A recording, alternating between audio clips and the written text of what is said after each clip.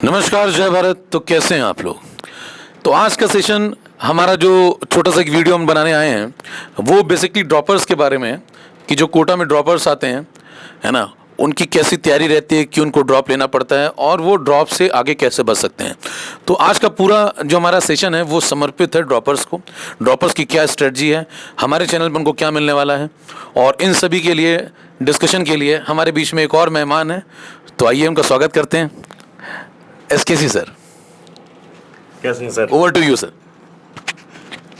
कैसे हैं सब लोग? आई होप आप लोग बहुत अच्छे होंगे। आज मैं और एकेएम सर इस सेशन के लिए बहुत इम्पोर्टेंट सेशन है, और इसमें सर मेरा एक छोटा सा क्वेश्चन ये है कि सर आखिर बच्चा जब 11th भी करता है अच्छे से, 12th भी करता है, तो सर वो आखिर ड्रॉपर बनता ही क्यों है?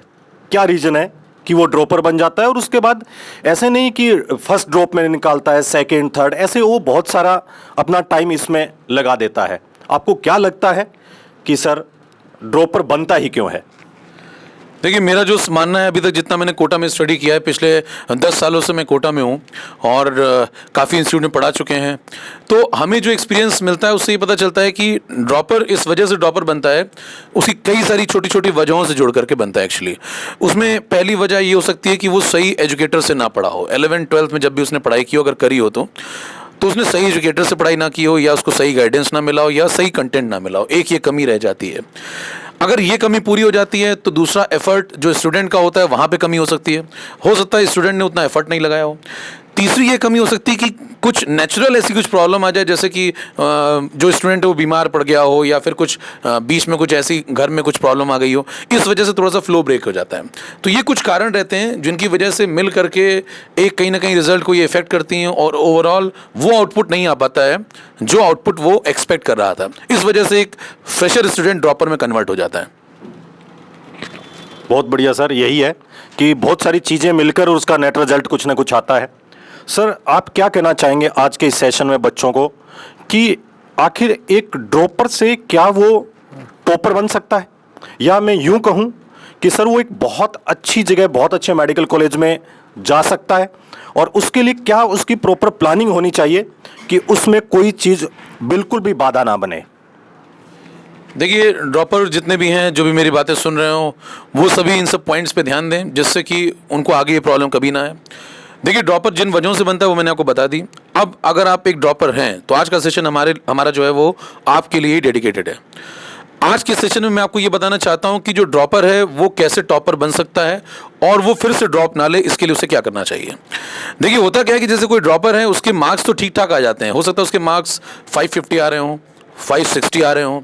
इस प्रकार के मार्क्स लाने के बाद उसे ऐसा लगता है कि मैं काउंसलिंग में जाऊंगा और मुझे कोई कॉलेज मिल जाएगा, लेकिन कॉलेज नहीं मिलता है, या फिर अच्छा कॉलेज नहीं मिलता है, और फिर वो एक ड्रॉप लेता है। ड्रॉप लेते वक्त उसके दिमाग में एक इमेज बनी होती है कि उसके नंबर 560 तो पहले से आ रहे हैं।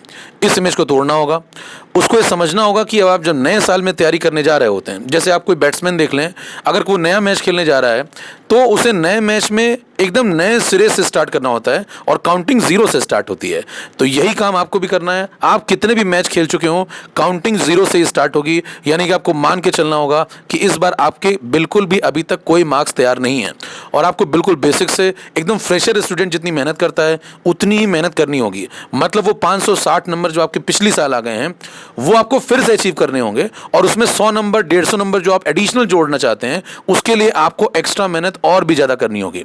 जब आप ये सब करेंगे, और इसके लिए काफ़ी सिस्टमेटिक गाइडेंस चाहिए होता है, उसी के लिए हमने चैनल बनाया हुआ है, और हमारा चैनल आपको इन सब चीज़ों में बहुत मदद करेगा, जिससे आप जो भी ड्रॉप ले रहे हो वो सभी लोग आगे चल करके एक रिजल्ट में अपने आप को अच्छे से कन्वर्ट कर पाएँ।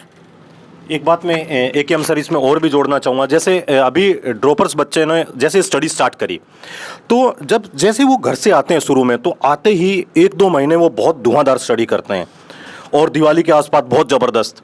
लेकिन जैसे जैसे एग्ज़ाम आता रहता है पास में, तो उनको ऐसे लगने लगता है कि मेरे को ये भी आता है, मेरे को ये भी आता है, सर ये मैंने पढ़ रखा है।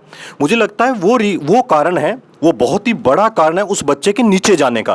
क्योंकि जिस दिन उसको ऐसा लगने लग गया कि मेरे को ये आता है, और उसमें जो सीखने की जो पहले ललक थी वो नहीं रही, तो कहीं ना कहीं वो चीज़ें नीचे जाने लग जाता है। इसलिए मैं ड्रॉपर स्टूडेंट्स को ये भी कहना चाहूँगा कि आपको इस युद्ध में बिल्कुल लास्ट तक लगे रहना है।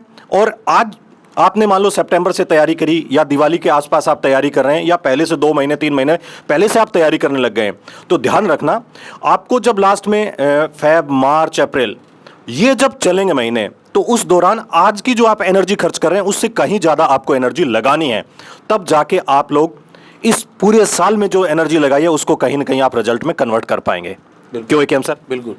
देखिए 3 चीज़ें होती हैं जिनसे आप अपने रिजल्ट को पा भी सकते हो, नहीं भी पा सकते हैं। एक है हतोत्साहित होना, एक है उत्साहित होना और एक है अति उत्साहित होना। बहुत ही बड़ी बात बोली है एकेएम सर ने। ठीक है, तो आपको हतोत्साहित नहीं होना है, पहली बात तो है ना। आपको डिप्रेस नहीं होना है, उत्साहित रहते हुए तैयारी करनी है और अति उत्साहित भी नहीं होना है, क्योंकि अति उत्साहित सेना युद्ध हरा देती है। आपको स्ट्रेटजी की तरीके से चलना है एक प्रॉपर, लेकिन बहुत ज़्यादा अति उत्साहित होकर तैयारी नहीं करनी है। कई लोग ओवर कॉन्फिडेंस में आ जाते हैं।